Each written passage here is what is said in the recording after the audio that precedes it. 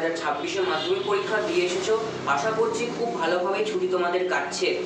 এবার এই ছুটি কাটানোর পর তোমাদের যেটা ফার্স্ট লক্ষ্য হবে সেটা হচ্ছে এইচএস দেবার আগে আমাদের ক্লাস 11-এ উঠতে হবে এবং ক্লাস 11-এ ওঠার আগে আমাদের সাবজেক্ট চয়েস করতে হবে। দেখো, এটা তোমার নিজের উপর নির্ভর করছে তুমি কোন স্ট্রিম অনুযায়ী পড়তে চাইছো, আর্টস নাকি সায়েন্স নাকি কমার্স, তোমার নিজের ব্যক্তিগত ব্যাপার।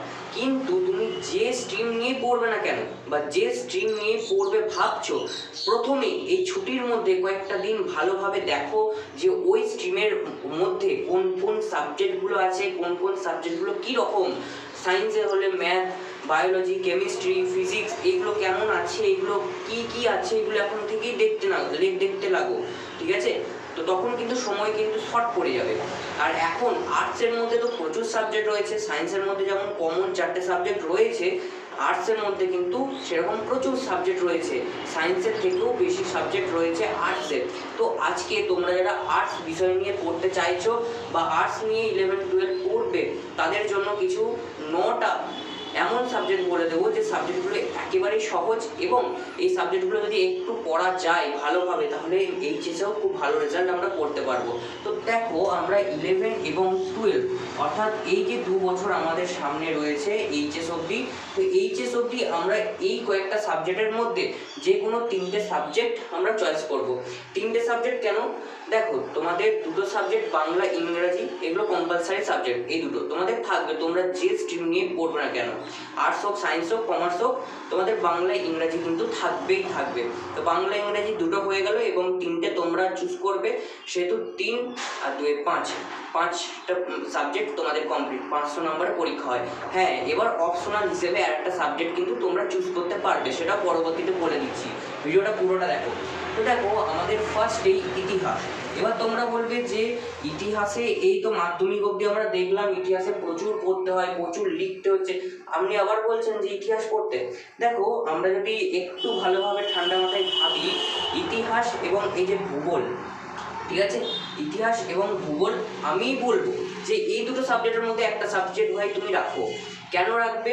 দেখো, ইতিহাস আর ভূগোল আমরা ছোট্ট থেকে পড়ে আসছি, আর 11-12-এ যে একেবারে মঙ্গল গ্রহের ইতিহাস পড়তে দেবে এমনও না, সমস্তটাই তোমাদের পড়া এবং সমস্তটাই তোমাদের জানা ইতিহাসের মধ্যেই থাকবে।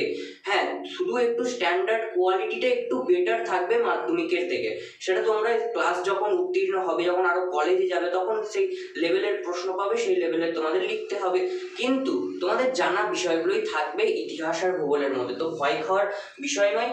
তোমরা যদি চাইছো এই দুটো সাবজেক্টের মধ্যে একটা সাবজেক্ট রাখতে, তাহলে আমি বলবো 100% এই দুটো সাবজেক্টের মধ্যে একটা সাবজেক্ট রাখো এবং রাখার আগে একবার অন্তত ইউটিউবের যে কোনো চ্যানেল থেকে তোমরা দেখে নাও যে উচ্চ মাধ্যমিক এবং ক্লাস 11-এর সেমিস্টার হয়ে গেছে, এখন সেমিস্টার লেভেলে কেমন প্রশ্ন এসেছিল, কেমনভাবে প্রশ্ন দেয়, সেইভাবে ভালোভাবে সাবজেক্টগুলোকে দেখো কী কী বিষয় রয়েছে, তবেই নাও। তার আগে আমি বললাম বলেই তুমি নিলে এরকম ব্যাপার করো না, ঠিক আছে? আগে নিজে ভালোভাবে দেখো কী কী বিষয় রয়েছে, সাবজেক্টটাকে ভালোভাবে জানো, তারপরেই নেবে। তারপরে চলে এসো, এইটা একেবারে নতুন সাবজেক্ট, পলিটিক্যাল সায়েন্স। দেখো, এবার তোমরা এই যে সায়েন্স এখানে লেখা রয়েছে বা সায়েন্স নামটা রয়েছে, তোমরা অনেকে হয়তো ভাবতে পারো যে সায়েন্স মানে এটা তো বিজ্ঞানের সাবজেক্ট বা সায়েন্সের সাবজেক্ট। না, পলিটিক্যাল সায়েন্স হচ্ছে রাষ্ট্রবিজ্ঞান। তোমাকে রাষ্ট্রর মধ্যে যা যা রয়েছে, ঠিক আছে, আমাদের মৌলিক অধিকার, বিভিন্ন রকম এই সমস্ত রাষ্ট্র সম্পর্কিত তথ্যগুলো তোমাদেরকে কিন্তু জানতে হবে এই সাবজেক্টের মধ্যে। তো এই সাবজেক্টটা কিন্তু ইন্টারেস্টিং আছে। আর একটা মজার বিষয় হচ্ছে পলিটিক্যাল সায়েন্সে খুব সহজেই কমন পাওয়া যায়, কম পড়ে কমন পাওয়ার একটা সাবজেক্ট হচ্ছে পলিটিক্যাল সায়েন্স, তোমরা রাখতেও পারো। এবার চলে এসো ফিলোসফি, ঠিক আছে, দর্শন। ফিলোসফি অর্থাৎ দর্শন তোমরা রাখতে পারো, অনেকটা লজিকের ওপর খেলা থাকে, লজিকগুলো যদি তোমরা একটু ভালোভাবে বুঝতে পারো তাহলে কিন্তু নাম্বার তোমার হাতের মুঠোয়। এরপর তোমাদের চলে এসো ফিজিক্যাল এডুকেশন, আর এখানে দেখো লিখেছি এডুকেশন, তাহলে কি এই দুটো এক? না, কোনোভাবে এক নয়। ফিজিক্যাল এডুকেশন মানে কি? ফিজিক্যাল এডুকেশন হচ্ছে ক্রিয়াবিজ্ঞান বা খেলাধুলা সম্পর্কিত শিক্ষা হচ্ছে আমাদের ফিজিক্যাল এডুকেশন, শরীর সম্পর্কিত শিক্ষা, এটাই হচ্ছে আমাদের ফিজিক্যাল এডুকেশন। আর এডুকেশন, শুধু এডুকেশনটা কি না, শুধু এডুকেশনটা হচ্ছে তোমাদের যে শিক্ষা কিভাবে উদ্ভব হলো, শিক্ষা কি মানে শিক্ষা সম্বন্ধিত এই যে নর্মাল যে শিক্ষা, এই শিক্ষা সম্বন্ধিত যে সাবজেক্ট সেটা হচ্ছে এডুকেশন, ঠিক আছে। তো এই দুটো সাবজেক্টের মধ্যে যে কোনো একটা তোমরা রাখতেই পারো। তারপরে চলে এসো সংস্কৃত, এই তো ভয়ের সাবজেক্ট এখানেই চলে এলো সংস্কৃত। সংস্কৃত অনেকেই বলবে যে আমরা এই 7-8 পড়েছিলাম বাবা, আর পড়বো না, অনেক কঠিন। হ্যাঁ দেখো, এখানে তোমাকে প্রথম থেকে যখন পড়বে তখন একটু ভাষাটাকে জানতে হবে, ঠিক আছে, ভাষা জানতে হবে। এখানেও কিন্তু বাংলার মতো কারক বিভক্তি, কারক বিভক্তি, সমাস এগুলো কিন্তু রয়েছে বাবা, এগুলো একটু পড়তেই হবে। এগুলো যদি তোমার একটু ইন্টারেস্ট লাগে তাহলে নিতেই পারো, কিন্তু এটুকু বলতে পারবো যে এই সাবজেক্টটা যদি ভালোভাবে পড়া থাকে তাহলে কিন্তু স্কোর করতে তুমি বাধ্য, এবং স্কোরিং একটা সাবজেক্ট। এবার তোমাদের মনে প্রশ্ন আসতেই পারে যে আপনি এত ভালোভাবে বা এত গ্যারান্টি দিয়ে কেন বলতে পারছেন এইসব সাবজেক্টগুলো।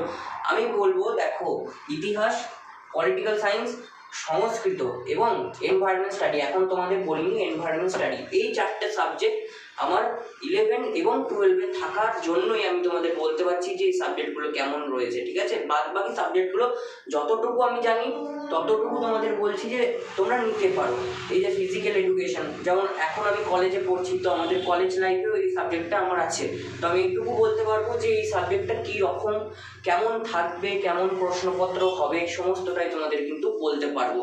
তো তোমরা এই সাবজেক্টটাও কিন্তু নিতে পারো।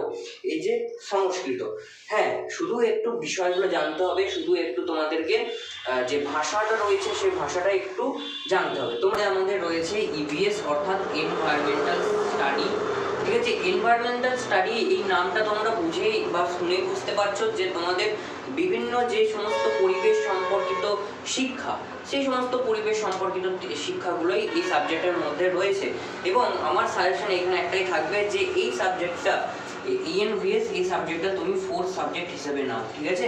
তুমি 4th সাবজেক্ট হিসেবে এই সাবজেক্টটাকে কিন্তু চোখ বুঝে নিতে পারো। এই সাবজেক্টটার মধ্যে বেশি কিছু নেই, তোমাদেরকে শুধুমাত্র পরিবেশ সম্পর্কিত তথ্যগুলোই পড়তে হবে। আমরা যেমন 5, 6 এই সমস্ত ক্লাসগুলোতে যেমন পরিবেশ শিক্ষা সম্বন্ধিত একটা বই আমাদের দিত না ইয়ে থেকে, সরকার থেকে, সেই সম্বন্ধিত বিভিন্ন যে বই শিক্ষা সম্বন্ধিত বা পরিবেশ সম্বন্ধিত যে যা যা কিছু থাকতো ওই একই রয়েছে, শুধু একটু কোয়ালিটিটা একটু বেটার থাকবে সেই সমস্ত ছোট নিচু ক্লাসগুলো থেকে। এবার তোমরা দেখো, এখন যেহেতু 11 এবং 12-এ উঠছো, তোমাদের একটু কোয়ালিটি মেনটেন করতে হবে এবং একটু কোয়ালিটি হাই থাকবেই, তো একটু এই বিষয়গুলোকে তোমাদের ইনহ্যান্স করতেই হবে। এরপর দেখো আছে নিউট্রিশন, ঠিক আছে। এই সাবজেক্টটা তোমরা একটু ভালোভাবে দেখে নিও, এই সাবজেক্টটাও নিতে পারো যদি তোমাদের ইচ্ছা হয়। দেখো, এবার তোমাদের প্রশ্ন হতে পারে যে এই 9টা সাবজেক্টের মধ্যে বা 9টা সাবজেক্টই কি আর্টসের, বা এর বাদ বাকি আর বাইরের কোনো সাবজেক্ট কি নেই? না, দেখো আমি এখানে যা যা সাবজেক্টগুলো তোমাদের জন্য সহজ বলে মনে হয়েছে সেগুলোই নামিয়েছি। বাদ বাকি এখনও প্রচুর সাবজেক্ট রয়েছে, যেমন মাস কমিউনিকেশন রয়েছে, ইকোনমিক্স রয়েছে, সোসিওলজি রয়েছে, তারপর তোমাদের কম্পিউটার অ্যাপ্লিকেশন রয়েছে, কম্পিউটার সায়েন্স রয়েছে, এই সাবজেক্টগুলো কিন্তু নিতে পারো। এবং এখানে একটা মজার বিষয় বলে রাখি যে তোমরা স্কুলের সঙ্গে একটু কন্ট্যাক্ট করো বা স্কুলের স্যারেদের সঙ্গে একটু কথা বলো যে বা দেখো যে স্কুলের মধ্যে কোন সাবজেক্টগুলো বা কোন সাবজেক্টগুলোতে প্রজেক্টের নাম্বার বেশি। আমাদের সময় এই যে পলিটিক্যাল সায়েন্স নয়, আমাদের সময় কম্পিউটার অ্যাপ্লিকেশন বলে যে সাবজেক্টটা রয়েছে এটাতে 30 নম্বরের প্রজেক্ট থাকতো। এখন তোমাদের সেমিস্টার সিস্টেম করে দিচ্ছে, আশা করি 30 নম্বরেরই রয়েছে প্রজেক্টের নাম্বার। তো এই 30 নম্বর যদি প্রজেক্টের নাম্বার থাকে তাহলে চোখ বুঝে নিয়ে নাও, ঠিক আছে।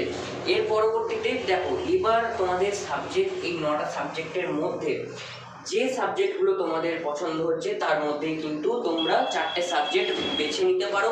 এবং এখন হিউজ সময় রয়েছে, এই সময়ের মধ্যে তোমরা একটু দেখো যে কোন সাবজেক্টটা তোমাদের জন্য বেস্ট এবং কোন সাবজেক্টটা থেকে প্রশ্ন সহজ আসে, তোমাদের জন্য কোন সাবজেক্টটা সহজ সেগুলো একটু ভালোভাবে দেখো, তাহলেই হবে। এই সময়টাকে একটু কাজে লাগাও, 1 ঘন্টা অন্তত বার করো এই ছুটির মধ্যে এবং দেখো যে কোন সাবজেক্টগুলোতে কী কী বিষয় রয়েছে, তাহলেই কিন্তু তোমরা হয়ে যাবে।